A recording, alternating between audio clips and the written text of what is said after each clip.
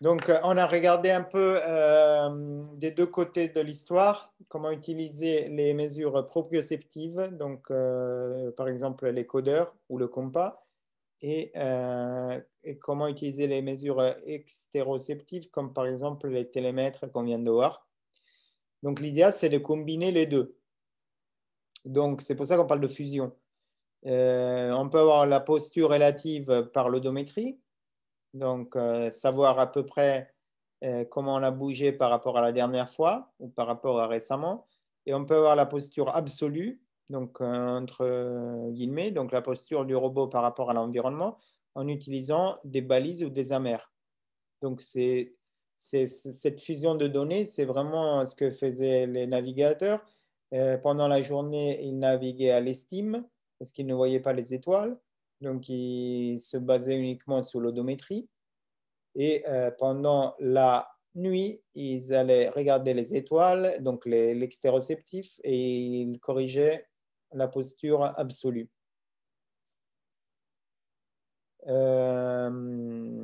Donc cette correction de la posture absolue, vous pouvez faire à l'initialisation et de temps en temps pour annuler l'erreur accumulée par l'odométrie.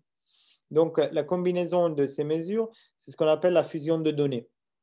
Et le but de la fusion de données, c'est de combiner les informations de tous les capteurs pour avoir une représentation unique et cohérente de la configuration du robot.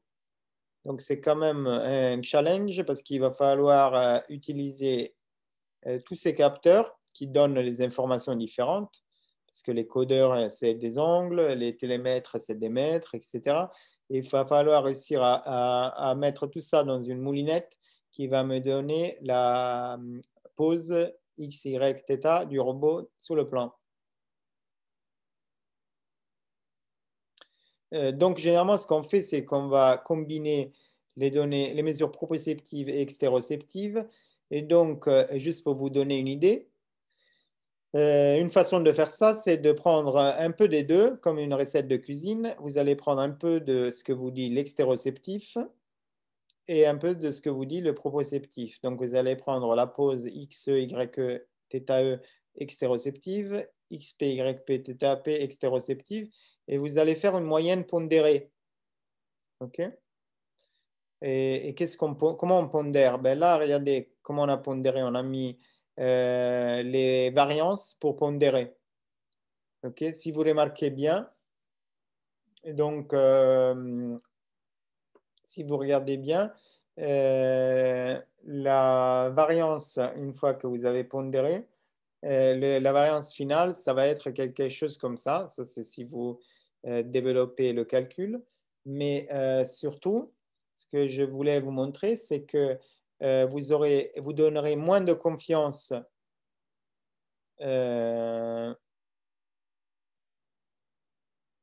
si vous donnez moins de confiance aux capteurs extéroceptifs, par exemple, donc ça veut dire que ils ont une variance grande parce que vous vous dites, à mon avis, mon télémètre, il a un écart type de, je ne sais pas moi, 10 cm. Il est un peu pourri. Donc la variance sigma E, elle va être plus grande que la variance de sigma P. Donc ça veut dire que comme sigma E est plus grand que sigma P, ici, là, ça va être plus grand que ça. Donc, comme les capteurs extéroceptifs ont une variance élevée, je vais prendre en compte plus les capteurs proprioceptifs. OK? Et clairement, on peut considérer qu'à l'inverse, si l'odométrie n'est pas fiable, parce que vous avez acheté des codeurs bas prix et qui ne marchent pas très bien, tandis que vos télémètres ils marchent de tonnerre, donc sigma P va être grand, parce que l'odométrie, la variance de la proprioception, elle est très grande, et donc vous aurez plus de poids ici. OK? Une autre chose à remarquer, c'est que c'est bien une moyenne pondérée dont la somme fait 1. Si vous prenez les deux poids, là vous avez un pourcentage et là vous avez un pourcentage. Enfin, si vous faites la somme en gros des poids, du poids extéroceptif et proprioceptif. La somme, ça va faire sigma p carré plus sigma e au carré divisé par sigma p au carré plus sigma e au carré égale 1. Okay? Donc, vous êtes en train de prendre des fractions de 1. D'accord? Par exemple, vous prenez 60% de extéroceptif et 40% de proprioceptif. La somme, ça fait 100%. OK? Et une autre chose sympathique avec cette méthode, c'est que la variance totale que vous avez ici, ça c'est le résultat, ce sera la variance à la fin du calcul. Ce sera exactement, ce sera dans tous les cas une variance qui sera plus petite que les deux autres, parce que vous faites la somme des inverses. Okay? Donc ça veut dire qu'à la fin des comptes, le fait de pondérer ces mesures fera que la mesure fusionnée, elle aura un écart type plus petit que les deux autres. OK?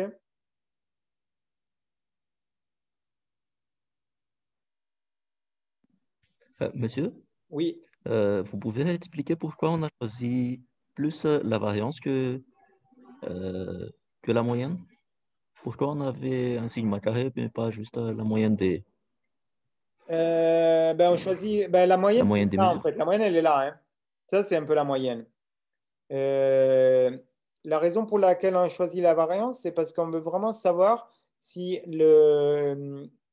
on veut vraiment prendre en compte la précision de la moyenne. Donc, la moyenne, c'est, par exemple, la moyenne de capteur extéroceptif, ça va être ça, et la moyenne du proprioceptif, ça va être ça. C'est un peu la question qu'on m'avait posée la dernière fois. C'est le centre de l'ellipse. Mais après, l'ellipse, elle est plus ou moins grande. Et l'idée ici, c'est que je vais prendre un peu de ce qui est donné par l'extéroceptif et un peu de ce qui est donné par le proprioceptif, mais je vais le prendre en fonction de la variance parce que si la gaussienne est trop plate, moi, je ne fais plus très confiance. Donc, je n'ai pas trop envie de prendre un truc qui a une variance importante. C'est pour ça que je prends la variance, c'est parce que la variance me donne la confiance dans l'information. C'est comme si tu vas voir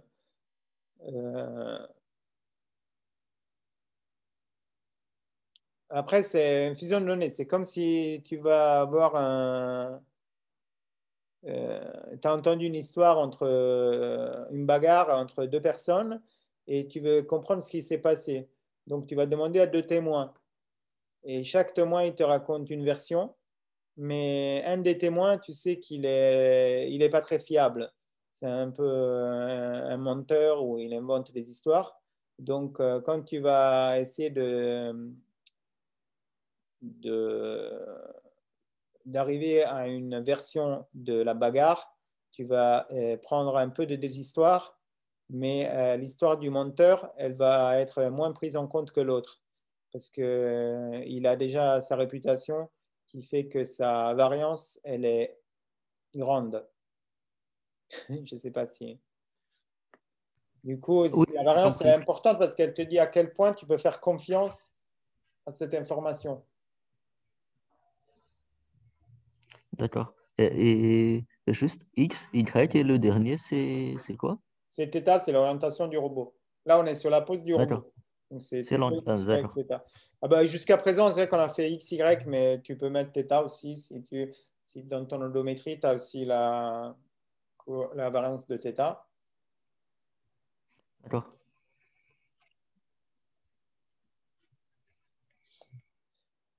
Donc, quand vous faites ça, c'était un peu la base, quoi. C'est la manière la plus simple de faire une localisation avec fusion de données. En fait, il y a des méthodes qui marchent mieux que celle-là, qui est juste une moyenne pondérée. Donc, une première qui est importante et qu'on va voir aujourd'hui, c'est le filtre de Kalman.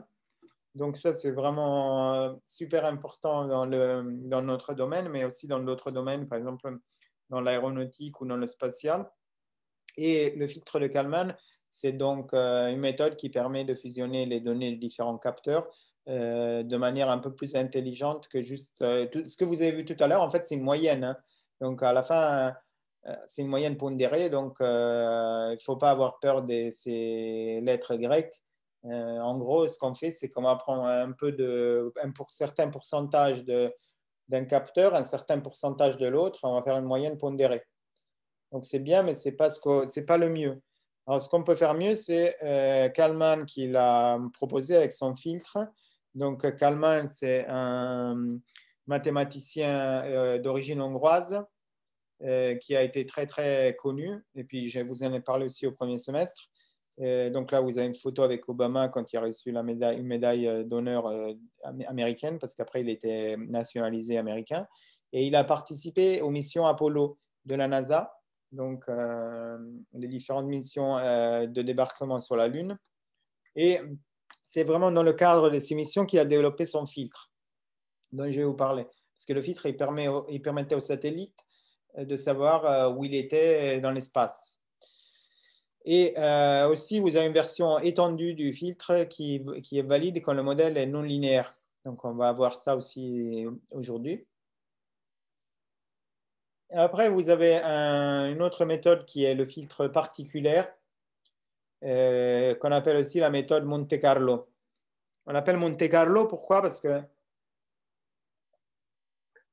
pardon, comme vous le savez, Monte Carlo, c'est un autre nom de Monaco. Et à Monaco, vous avez beaucoup de casinos. C'est c'est un peu le temple du jeu au casino.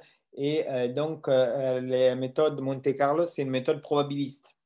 Donc, on peut l'utiliser pour jouer à la roulette ou aux autres jeux du casino. Donc, le filtre particulier, il se base vraiment sur cette méthode probabiliste. Le principe d'un filtre particulier, c'est qu'il va générer des particules qui sont des possibilités. C'est comme si on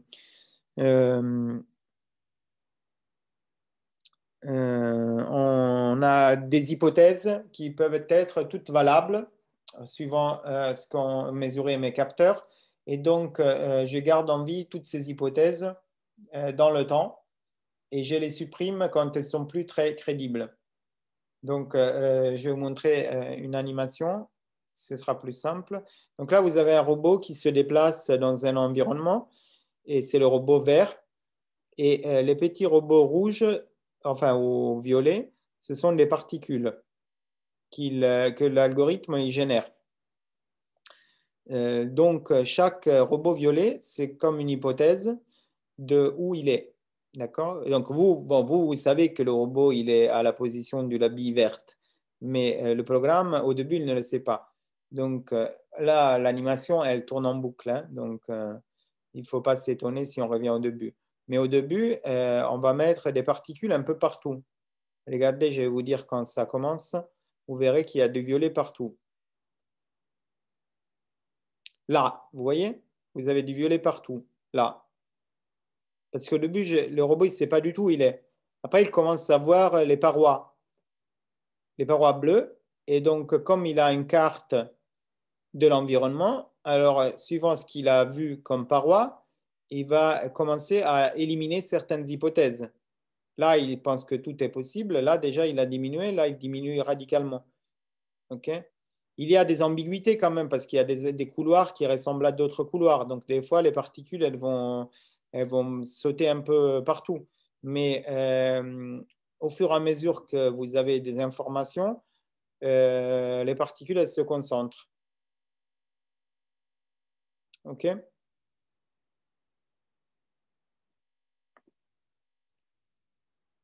Ici, vous avez une autre simulation.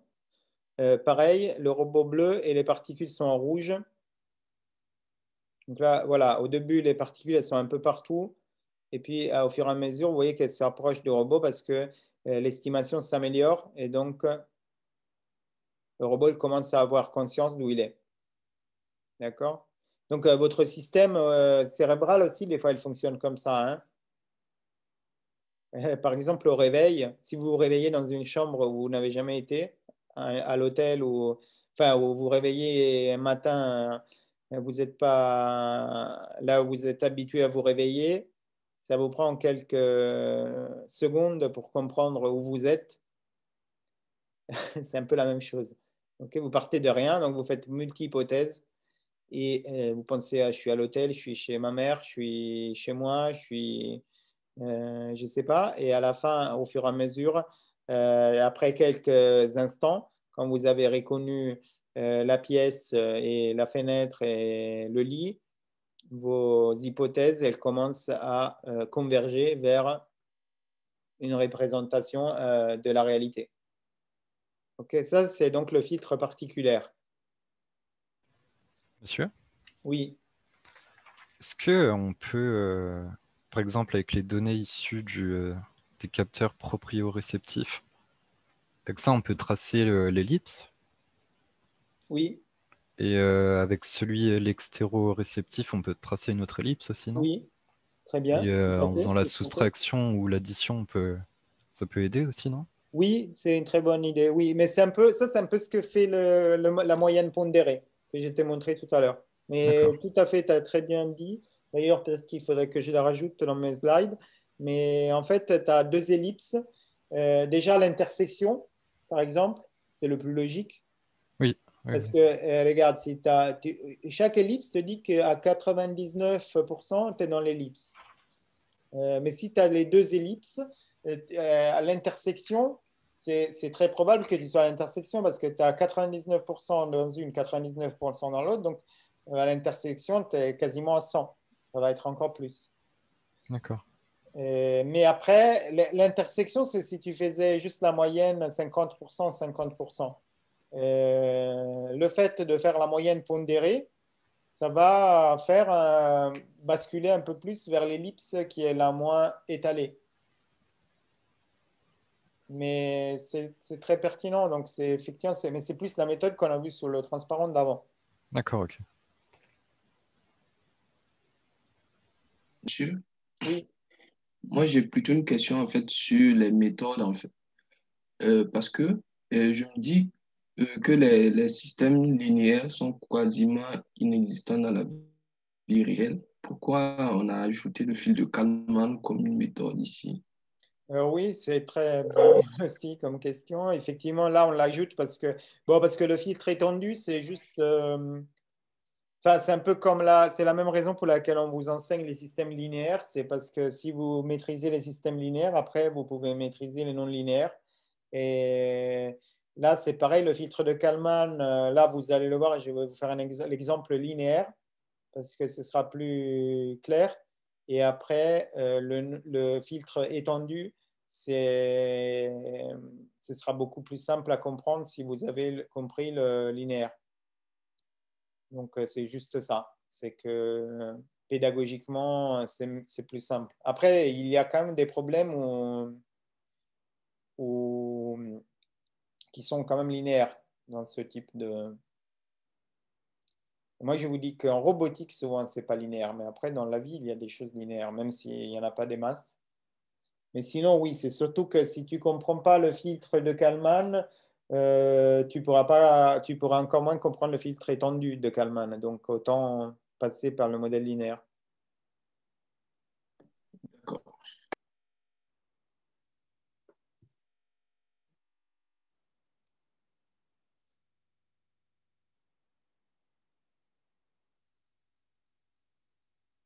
Alors, comment il fonctionne ce filtre de Kalman? Donc, le filtre de Kalman, il se base sur une théorie qu'on a vue au premier semestre. Donc, il utilise des différents capteurs. De quelle façon? Eh ben, c'est comme un observateur. Vous vous souvenez, on a parlé aussi de l'observateur de Kalman. Kalman, il a fait énormément de contributions au domaine de l'automatique, des systèmes. Et, et déjà, on a vu au premier semestre l'observateur de Kalman. Rappelez-vous, on a fait un TP là-dessus et quelques cours. Et l'observateur, c'est un programme, en fait, parce que souvent, vous écrivez juste un programme qui permet de reconstruire euh, un modèle à partir de mesures.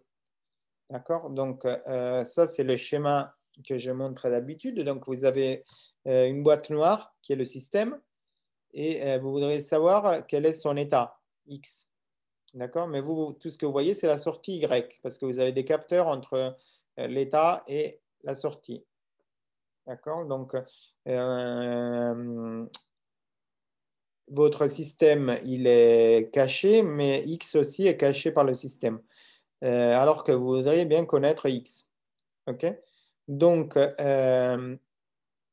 si le système n'est pas observable, ce ne sera pas possible. Mais rappelez-vous, vous avez un critère qui est le critère d'observabilité, qui est d'ailleurs aussi un des travaux de Kalman.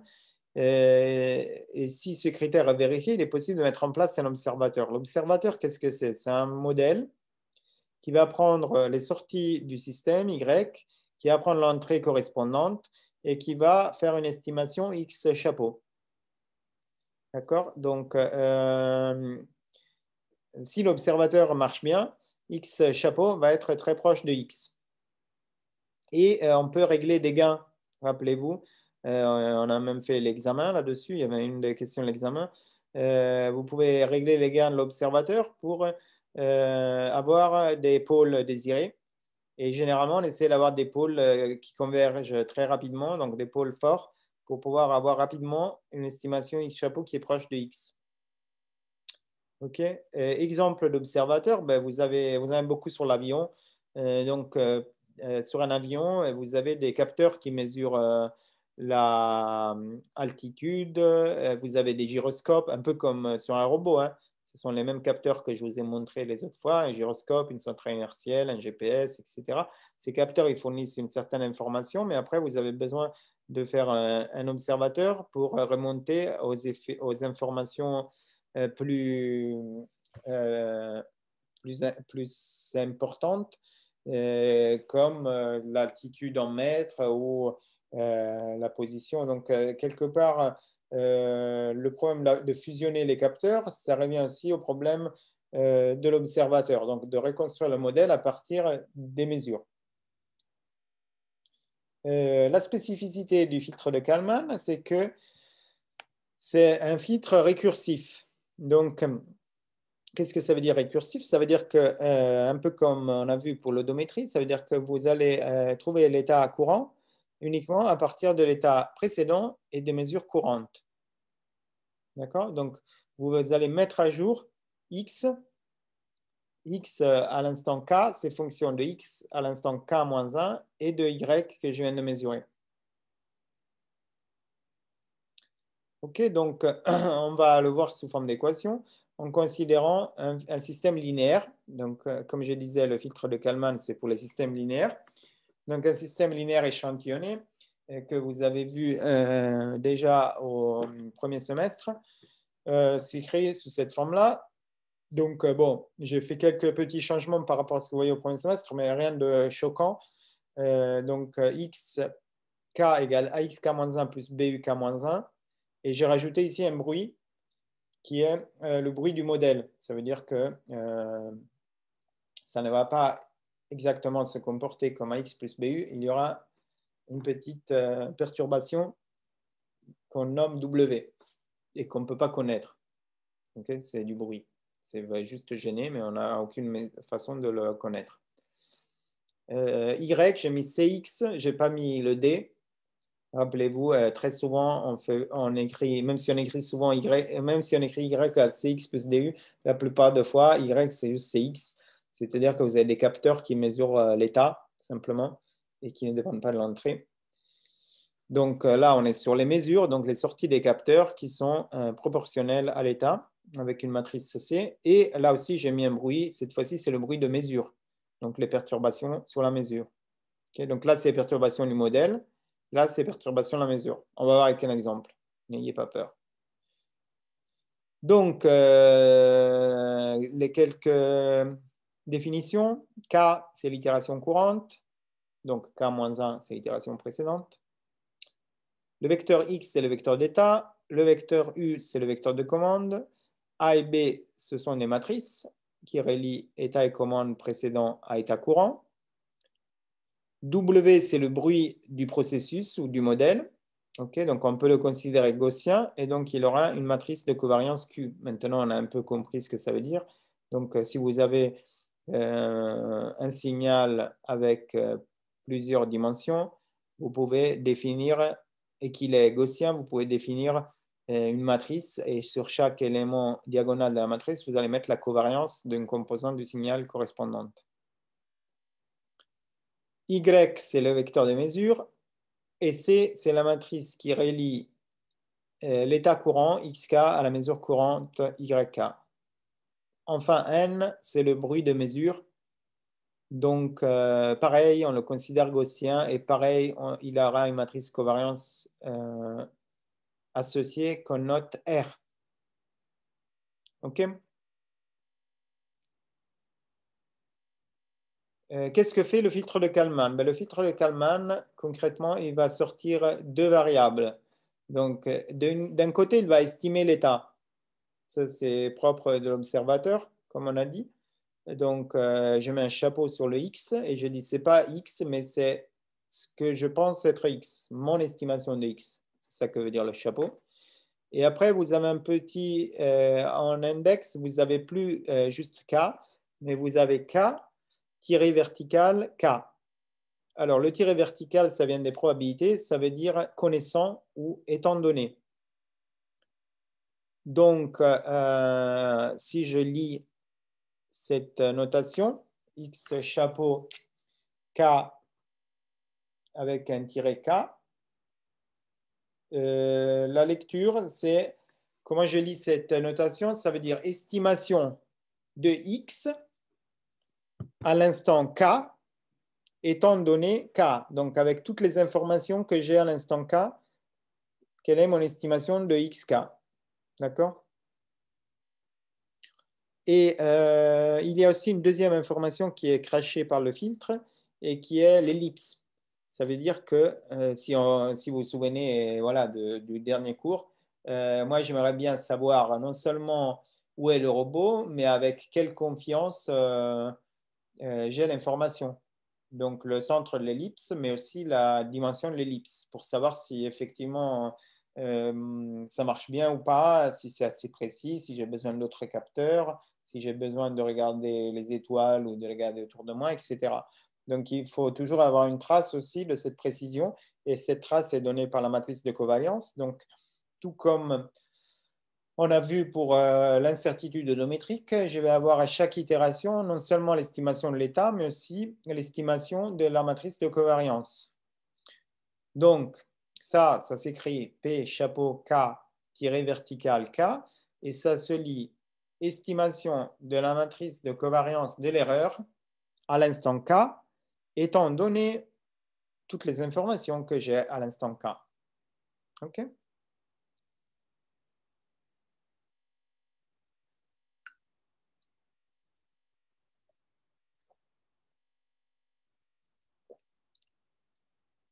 Pour calculer ces deux valeurs, donc ce vecteur et cette matrice, le filtre, il utilise deux phases. Il fait une prédiction et après une mise à jour. Donc, dans un premier temps, la prédiction. Donc, la prédiction, ça consiste juste à faire tourner le modèle et à estimer l'état courant à partir de l'état précédent et du modèle. D'accord? C'est comme si vous avez un simulateur et vous dites si tout se passe comme ça s'est passé jusqu'à présent, voilà ce qui va arriver. Okay? Encore une fois, pensez à la météo. Je sais que tous les 12 février, il pleut, donc il va pleuvoir. D'accord? Je fais une prédiction basée sur mon modèle. Okay? Donc, la prédiction basée sur le modèle, c'est en fait comme un simulateur. Vous allez mettre la première équation, d'abord, c'est la plus simple. Vous allez prendre l'état précédent, vous multipliez par A, vous rajoutez B fois U et vous trouvez l'état suivant. C'est vraiment votre modèle. Comme si le modèle marchait à la perfection, vous sauriez exactement où vous allez. Et l'équation en dessous, c'est la même chose pour la covariance. Donc, sans rentrer dans les détails, c'est un peu la même chose, mais avec des matrices. Donc, A, c'est le même A. l'AP, vous la mettez à jour. Et le Q qui arrive là, je vous rappelle, c'était la matrice de covariance, la matrice de variance du bruit du processus. OK. Cependant, vous imaginez bien qu'il ne pleut pas tous les 12 février, mais des fois, il peut arriver qu'il fasse beau. D'accord? Aujourd'hui, il ne pleut pas, par exemple. Enfin, ou du moins, je n'ai pas l'impression. Donc, la prédiction, elle n'est pas fiable à 100%. Donc, je vais faire la mise à jour. La mise à jour, qu'est-ce qu'elle va faire? Elle va corriger la prédiction en utilisant les mesures à l'instant courant. OK? Jusqu'à présent, mon modèle météo, il a connu que les 12 février où il a plu. Donc, c'est pour ça qu'il a prédit que le 12 février 2021, il allait pleuvoir. Sauf qu'il s'avère que, en fait, le 12 février 2021, il ne pleut pas. Donc, il va mettre à jour le modèle et il va se dire, bon, très souvent, il pleut, mais quand même, en 2021, il n'a pas plu. D'accord? Donc, en 2022, la météo, elle va être un peu plus prudente avant de prédire qu'il va pleuvoir. D'accord? Donc, concrètement, ça veut dire que je corrige la prédiction en utilisant les mesures à l'instant courant. D'accord? Et c'est ça un peu toute la magie ou l'intérêt du filtre de Kalman, c'est que jusqu'à présent, par exemple, ce que vous avez vu avec l'odométrie, c'était que de la prédiction. Okay? Quand vous faites l'intégrale de vos vitesses, et quand la personne marche dans la pièce avec les yeux fermés, elle fait une prédiction, mais elle ne fait jamais de mise à jour. Donc, c'est en quoi c'est foireux. C'est comme si vous continuez à dire que tous les 12 février, il va pleuvoir, mais vous ne regardez plus ce qui s'est passé réellement. C'est un peu stupide comme approche. C'est un peu naïf. Okay? Et là, c'est pareil, c'est toujours l'histoire de la personne avec les yeux bandés qui marche juste en prédisant l'effet de ses pas dans la pièce, mais elle ne fait jamais de mise à jour. Donc, pour faire la mise à jour, il faut ouvrir les yeux ou du moins avoir des nouvelles mesures qui permettent de corriger un peu le modèle. Donc, ça, c'est un peu plus technique. Donc, pour corriger la prédiction, qu'est-ce qu'on fait? Donc, la première équation, vous la connaissez bien, enfin, vous ne la connaissez pas sous cette forme, mais vous l'avez faite au premier semestre. C'est quoi ça? C'est l'erreur de l'observateur. Vous vous souvenez? Vous l'avez eu aussi à l'examen d'ailleurs, un truc similaire. Vous allez prendre la sortie du modèle et la sortie du système, du vrai système, et vous allez la comparer avec un moins. Vous avez souvent un comparateur avec la sortie du simulateur de votre modèle, celle qui arrive de cette équation-là. OK? Donc, j'ai fait ma prédiction, x chapeau k étant donné k-1. OK? Donc, c'est vraiment l'estimation à partir de toutes les données passées, de tous les 12 février dernier jusqu'au 2020. Là, je m'arrête à 2020 et je dis le 12 février 2021, il va pleuvoir. OK? Ça, c'est l'état estimé. Si je multiplie par C, je vais obtenir Y, la sortie de mon observateur. Okay. Mais pratiquement, je viens de faire une mesure ici qui me dit qu'en fait, il ne pleut pas. D'accord? Y de K. YK, c'est la mesure courante. Donc, il y a une erreur, E, entre la mesure et la prédiction. Okay. Et cette erreur qu'on appelle innovation va me servir à corriger le modèle. Okay, tout est là en fait. Et ça, c'est vraiment la même équation que vous aviez au premier semestre avec l'observateur de Kalman. Après, les autres équations, c'est un peu plus technique, mais vous avez donc une façon de mettre à jour la covariance avec la matrice R. Je vous rappelle, c'était la covariance du bruit de mesure, cette fois-ci. Et vous avez un gain qu'on appelle le gain de Kalman, qui va être une matrice qu'on va calculer à partir de ces informations-là. Donc, plus le système il est imprécis, si P est grand, plus la matrice de Kalman, elle va être grande. Okay, elle dépend de P. Et ce gain de Kalman, c'est ce qu'on va utiliser pour mettre à jour l'état. Okay? Donc, comment je mets à jour l'état? Je fais x chapeau égale x chapeau prédit plus k fois l'erreur. Et je fais quelque chose de similaire pour la covariance.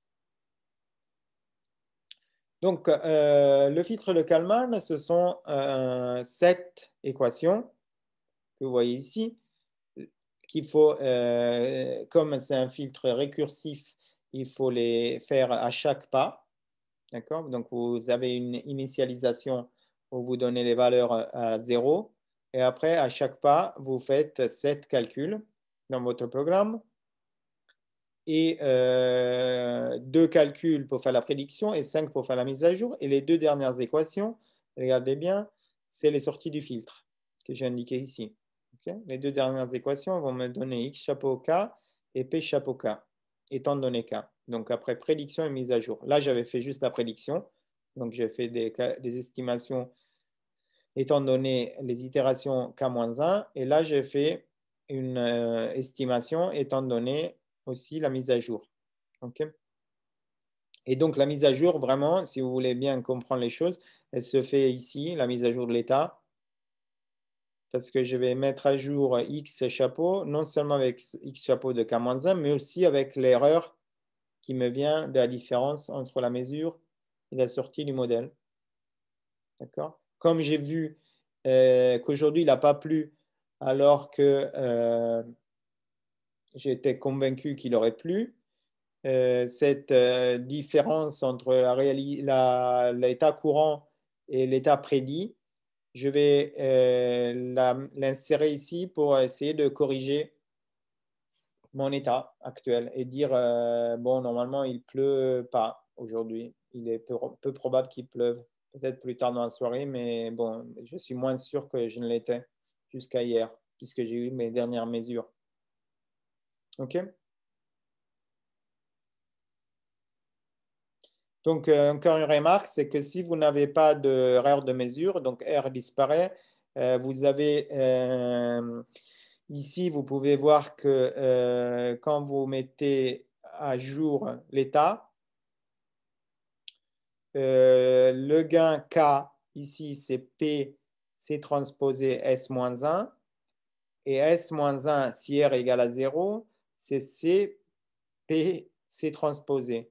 Donc, si je remplace S-1 dans l'équation de K et l'équation de K dans l'équation de X, je tombe sur cette expression-là, et ça, c'est la pseudo-inverse. Je ne sais plus si vous vous rappelez, c'est la pseudo-inverse pondérée, par contre, avec une pondération qui est donnée par la matrice des covariances. Donc, ça, c'est un résultat intéressant d'un point de vue mathématique parce que ça montre que le filtre de Kalman, c'est un peu comme, c'est une solution équivalente à une solution au moindre carré. D'accord? Concrètement, la solution que vous aurez, c'est la solution qui minimise l'erreur quadratique, comme les moindres carrés. Donc, pour la 100e fois, on tombe sur la pseudo-inverse et sur les moindres carrés. Mais bon, c'est vraiment un détail plus mathématique. OK?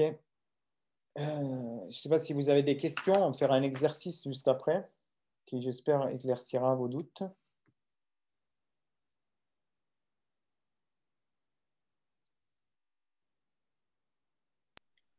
Monsieur, je n'ai pas compris la dernière équation. Celle-là, la toute dernière. Oui, oui. Donc, cette équation-là, j'ai trouvé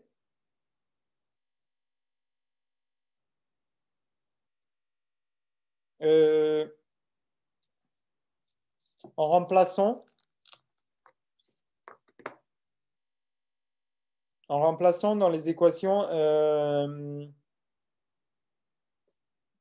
Donc, je remplace dans l'avant-dernière. L'avant-dernière, c'est celle-là, hein, c'est la même, tu la vois? Oui. Je remplace K de la troisième. Donc, ça fait P chapeau C transposé. Et à la place de S-1, j'ai mis S de la deuxième, mais avec R qui disparaît, inversé.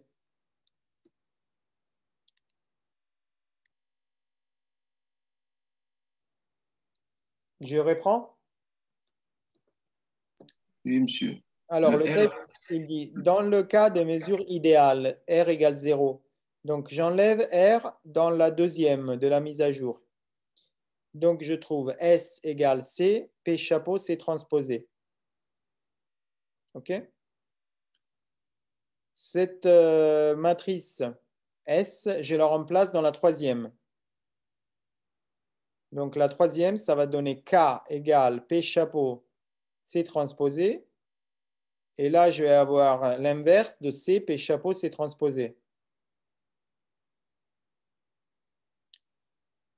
Une fois que j'ai fait ça, je remplace encore la troisième dans la quatrième.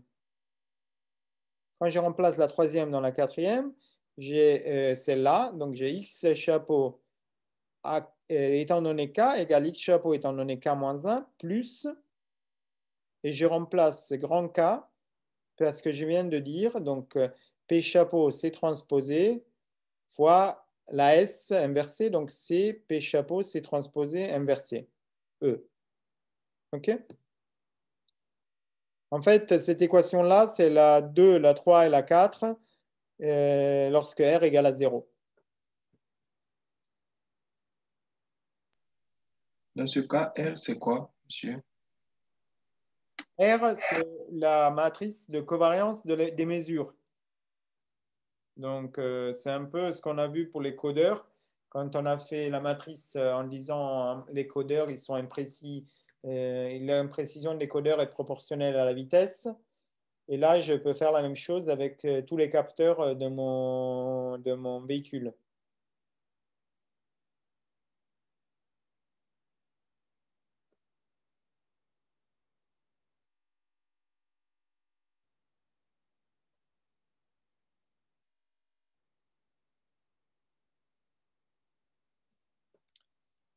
Je vais juste, avant de vous laisser, vous donner l'exercice. Donc, on va considérer un véhicule de type unicycle qui se déplace dans le repère fixe. Donc, il va falloir trouver X et Y à chaque itération K. Donc, vous allez faire quoi? Donc, ce véhicule, il se balade dans le repère et on va mesurer les codeurs des roues, comme d'habitude, pour trouver V et oméga. Et donc, à partir des codeurs de roues, vous le savez bien, on peut trouver la position en intégrant, okay, comme ceci. Et par contre, si on intègre, donc le robot, il était parti de ici, c'est sa trajectoire en rouge. Il part de 0, 0 et il fait une boucle comme ça. Et il est revenu en 0, 0. Sauf que si on utilise uniquement l'odométrie, comme vous le savez très bien, on va dériver et à la fin, il pense qu'il est arrivé à 0 moins 5. D'accord? Donc, il n'a pas du tout fermé la boucle. Donc, ça, c'est l'information que vient des codeurs de roues si j'utilise l'odométrie. Les ellipses, elles ont augmenté. Je ne les ai pas dessinées ici, mais vous imaginez bien qu'au bout de toute cette trajectoire, l'ellipse finale, elle est très grande. Et d'ailleurs, elle va sûrement contenir le point 0, 0, puisque c'est là qu'il est arrivé en réalité, mais lui, il ne le sait pas. Lui, il est convaincu d'être arrivé en 0 moins 5. Donc, clairement, ça ne peut pas marcher ainsi. Donc, on va rajouter un deuxième capteur, par exemple une centrale inertielle ou un GPS, quelque chose qui va me donner la position et la vitesse du système. Alors, ce deuxième capteur, il va me donner des mesures qui sont comme ceci. Donc là, sur le coup, c'est un autre délire, parce que comme vous voyez, les mesures elles reviennent bien au début. Okay. Là, sur le coup, le robot, il sait bien qu'il est revenu en 0, 0. Néanmoins, vous voyez que les mesures, elles sont très, très bruitées par rapport au schéma de gauche. Parce que à gauche, vous faites une intégration. Donc, ça filtre les mesures. C'est un peu comme une moyenne. Et à droite, non. Donc, l'avantage de la centrale inertielle, c'est que je suis bien revenu au point de départ. J'ai bien compris que je suis revenu au point de départ. Cependant, les mesures sont beaucoup plus perturbées par le bruit qu'à gauche, où les mesures sont lisses, mais par contre, le robot n'a pas compris qu'il est revenu au point de départ. D'accord? Donc, l'objectif du filtre de Kalman ici, ça va être de fusionner le modèle et les mesures. Pour ceci, on va partir de cette équation-là. Et donc, on considère que le bruit W du processus dépend uniquement des accélérations du véhicule, est proportionnel à l'accélération. Donc, ça veut dire qu'on va utiliser un modèle simple ici, le modèle cinématique, comme indiqué ici. Donc, on va écrire que la position x et y, c'est égal à la position x et y précédente, plus la variation x, y, point, fois delta t, plus l'accélération x, y, fois delta t carré sur 2. Donc, ça, c'est un modèle, un développement de Taylor, en gros, qui prend en compte la vitesse et l'accélération du véhicule. Et donc, évidemment, je peux aussi écrire la même chose pour les vitesses. Delta t, c'est le temps d'échantillonnage que l'on considère constant. Donc, l'exercice à faire dans la pause, et après encore, je vous laisserai 10 minutes, c'est d'écrire le vecteur d'état de ce robot. Et je vous donne le tuyau que ce vecteur d'état a dimension 4. Il faut écrire la matrice A, la matrice T, le vecteur Y qui a aussi dimension 4 des mesures, la matrice C. Et par contre, par simplicité, comme le robot, ce n'est pas vraiment un robot parce qu'il se déplace, il n'y a pas vraiment de commande, donc on peut considérer que c'est un véhicule comme une voiture, et donc B, je peux l'enlever ici. Je n'aurais pas B, je n'aurais pas U. J'aurais juste AX plus W. OK, donc là, je vous laisse un quart d'heure. Désolé, j'ai un peu de retard. Et après la pause, je vais vous laisser encore quelques minutes pour faire cet exercice, donc répondre aux questions en bleu. D'accord? Vous avez des questions?